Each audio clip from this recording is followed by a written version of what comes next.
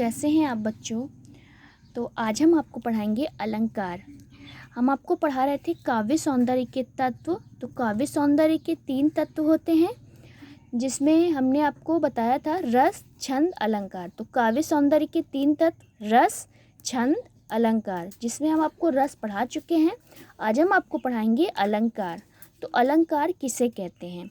अलंकार का अर्थ होता है आभूषण। अलंकार का अर्थ होता है आभूषण। जिस प्रकार सजने के लिए स्त्रियां आभूषण या गहने का प्रयोग करती हैं, उसी प्रकार काव्य की तत्वों की शोभा बढ़ाने के लिए हम अलंकार का प्रयोग करते हैं। काव्य में शोभा बढ़ाने वाले तत्वों को अलंकार कहा जाता है। तो काव्य में शोभा बढ़ाने वाले तत्वों को अलंकार कहा जाता है। अलंकार के कितने भेद होते हैं? 3। अलंकार के 3 भेद होते हैं। तो पहला है शब्दालंकार, दूसरा है अर्थालंकार और तीसरा है उभया अलंकार। तो अलंकार के 3 भेद होते हैं, शब्दालंकार, अर्थालंकार और उभया अलंकार। आपके कोर्स में शब्दालंकार नहीं है, तो आपके कोर्स में है अर्थालंकार। तो हम आपको अर्थालंकार पढ़ा देते हैं, ठीक है। तो अर्थालंकार के 3 भेद होते हैं, उपमा, उत्प्रेक्षा और रूपक। तो आपके कोर्स में 3 ही दिया हुआ है, तो हम आपको 3 पढ़ाएंगे। तो पहला है उपमा अलंकार। उप का अर्थ है समीप। उप का अर्थ है समीप और मा का अर्थ है मापना या तौलना। तो देखिए, उपमा उप प्लस मा 2 शब्दों से मिलके बना है। तो जिसमें उपमा का अर्थ होता है समीप और मा का अर्थ होता है मापना या तौलना। सामान्य धर्म, स्वभाव, शोभा, गुण आदि के आधार पर जहाँ एक वस्तु की तुलना दूसरी वस्तु से की जाती है, वहाँ उपमा अलंकार होता है। तो जब किसी वस्तु की तुलना दूसरे से की जाती हो, मान लीजिए एक वस्तु है, उसकी तुलना हम दूसरे से कर रहे हैं, तो उसे उपमा अलंकार कहते हैं। तो सामान्य धर्म, स्वभाव, शोभा, गुण आदि के आधार पर जहाँ एक वस्तु से दूसरी वस्तु की तुलना की जाती है, वहाँ उपमा अलंकार होता है। इसका उदाहरण, राम का मुख कमल के समान सुंदर है।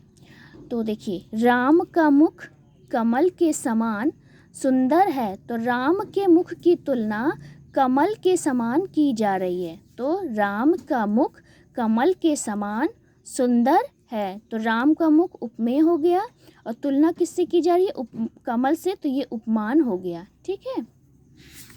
एक और एग्जाम्पल है, मोम सा तन घुल चुका, दीप सा मन जल उठा। जो भी आपको अच्छा लगे वो आप लिख सकते हैं। इसके बाद आता है रूपक अलंकार। जहाँ उपमेय का उपमान रूप मान लिया जाता है, वहाँ रूपक अलंकार होता है। जहाँ उपमेय को उपमान मान लिया जाता है, वहाँ रूपक अलंकार होता है। अब देखिए, अगर आपको रूपक अलंकार पहचानना हो तो हम आपको बता देते हैं कि रूपक अलंकार का जब एग्जाम्पल रहता है तो उसमें योजक चिन्ह लगा होता है। योजक चिन्ह देखिए ऐसा लगा होता है, ये जो लगा है ये योजक चिन्ह है, ठीक है। और उपमा अलंकार, तो इस उपमा अलंकार बता दिया है। उप का अर्थ है समीप, मा का अर्थ है मापना। तो 2 चीज़ों को जब समीप लाके मापते हैं तो उसे उपमा अलंकार कहते हैं। अब जब रूपक अलंकार आया तो रूपक अलंकार में योजक चिन्ह लगा होता है। तो इसका एग्जाम्पल, उदाहरण बता देते हैं। पायो जी मैंने राम रतन धन पायो। तो ये देखिए, इसमें योजक चिन्ह लगा हुआ है, ठीक है। रूपक अलंकार का उदाहरण, पायो जी मैंने राम रतन धन पायो। इसके बाद उत्प्रेक्षा अलंकार। जहाँ उपमेय में उपमान की संभावना की जाए उत्प्रेक्षा अलंकार होता है। जहाँ उपमेय में उपमान की संभावना की जाए वहाँ उत्प्रेक्षा अलंकार होता है। तो इसको अगर आपको पहचानना हो तो इसमें उत्प्रेक्षा अलंकार में मनो, मानो, मानव, मन, जानो, जन, जानू, मनु, जनहु, इस तरीके के एग्जाम्पल जब आपको मिलेंगे तो आप समझ जाना कि ये उत्प्रेक्षा अलंकार है। उत्प्रेक्षा अलंकार में मानो, मानव, मन, जानो, जन, मनु, जनहु, इस तरीके के एग्जाम्पल इसमें मिलते हैं। तो इसका एग्जाम्पल, सो तुम जानहु अंतर्यामी प्रभु मोर मनोरथ स्वामी। तो देखिए जानो भी आया और मानो भी आया, तो ये उत्प्रेक्षा अलंकार का उदाहरण है। सो तुम जानहु अंतर्यामी प्रभु मोर मनोरथ स्वामी। तो बच्चों आई थिंक आपको समझ में आ गया होगा, आपके कोर्स में 3 ही अलंकार दिए हुए हैं। तो आज के लिए बस इतना ही। कल फिर मिलते हैं अपने एक नए वीडियो के साथ। तब तक के लिए घर में रहिए, सुरक्षित रहिए।